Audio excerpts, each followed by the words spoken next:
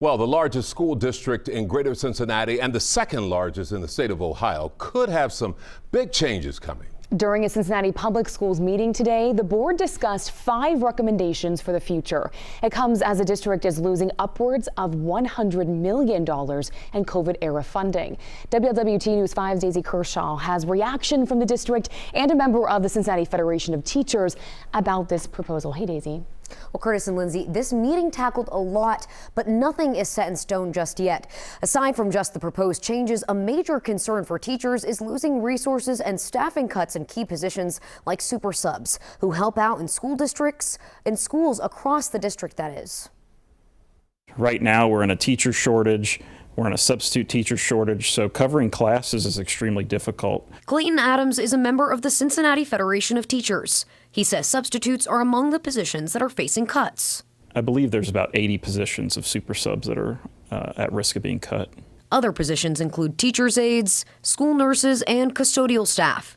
Adams says this will have an impact on students and teachers. We don't have a lot of resources as it is already, and then to think about cutting more resources from school buildings is extremely disheartening.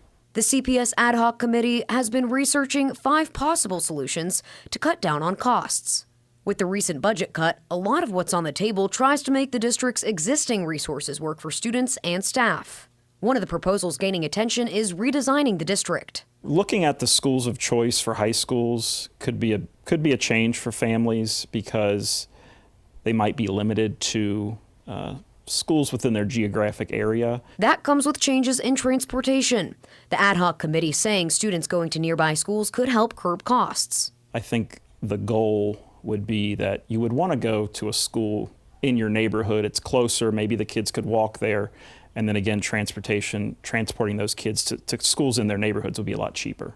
Other issues include access to magnet and Montessori programs, high schools of choice, and the creation of middle schools. It sounds like it would be 6th, 7th, and 8th grade buildings, which they do not currently have right now, and that would alleviate some of the overcrowding in the high school buildings. We reached out to the district. They tell us these changes could curb about $91 million in costs. Superintendent Ironetta Wright telling us in a statement, while no decisions or approvals have been made, I'm encouraged by the collaboration with our board members, district and union leaders, staff in our community as we continue to face this challenge together.